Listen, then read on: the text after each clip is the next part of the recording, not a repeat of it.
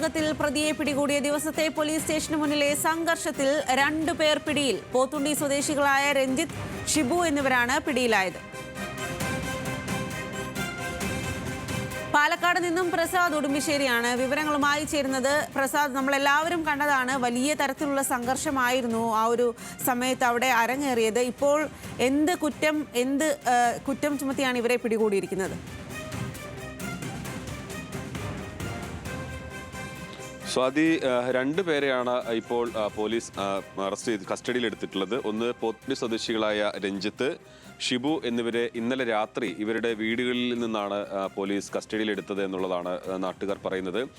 സ്വാതി പറഞ്ഞതുപോലെ തന്നെ അന്ന് വലിയ പ്രതിഷേധമുണ്ടായിരുന്നു. പക്ഷേ ആ പ്രതിഷേധത്തിൻ്റെ കാരണമായി അവരെല്ലാം തന്നെ പറഞ്ഞത് പോലീസിൻ്റെ ഒരു വീഴ്ച കൊണ്ടാണ് ഈ 2 കൊലപാതകങ്ങളും നടന്നത് എന്നുള്ളതാണ്. ജാമ്യവ്യവസ്ഥ ലംഘിച്ചുകൊണ്ടാണ് പ്രതിയായ ചെന്താമര അവിടെ മാസങ്ങളോളം താമസിച്ചത്. അങ്ങനെ ജാമ്യവ്യവസ്ഥ ലംഘിച്ചിട്ടും പോലീസ് ആവശ്യമായ നടപടികൾ സ്വീകരിച്ചിരുന്നില്ല.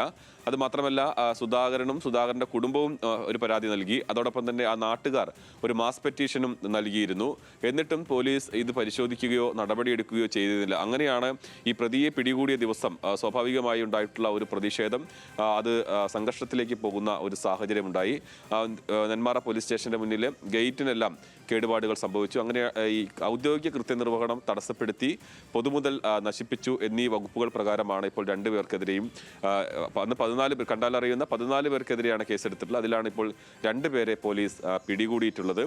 വലിയ പ്രതിഷേധം ഉണ്ടായിട്ടുണ്ട്. യൂത്ത് കോൺഗ്രസ് എല്ലാം തന്നെ ഇപ്പോൾ തന്നെ അതിൻ്റെ പ്രതിഷേധം, ഈ നടപടി, പോലീസിൻ്റെ ഈ നടപടി അവസാനിപ്പിക്കണം എന്നുള്ളതാണ്. പ്രതിപക്ഷ നേതാവ് ഉൾപ്പെടെ കഴിഞ്ഞ ദിവസം സ്ഥലം സന്ദർശിച്ച രമേശ് ചെന്നിത്തലയും ഇക്കാര്യം ആവശ്യപ്പെട്ടിരുന്നു. ഇങ്ങനെ കേസെടുക്കുന്നത് ശരിയായ നടപടിയല്ല, അന്നുണ്ടായിട്ടുള്ള ഒരു സ്വാഭാവിക പ്രതിഷേധം മാത്രമാണ്, അത് ആ രീതിയിലാണ് പോലീസ് അതിനെ കാണേണ്ടത് എന്നുള്ള അഭിപ്രായമാണ് ഉയർന്നിട്ടുള്ളത്. എന്തായാലും പോലീസ് നടപടിയുമായി മുന്നോട്ട് പോവുകയാണ്. ഇനിയും 14 പേരിൽ 2 പേരെയാണ് ഇപ്പോൾ അറസ്റ്റ് ചെയ്തിട്ടുള്ളത്. മറ്റുള്ളവർക്കെതിരെയും നടപടി ഉണ്ടാകുമെന്ന് പോലീസ് പറയുന്നു. ശരി പ്രസാദ്.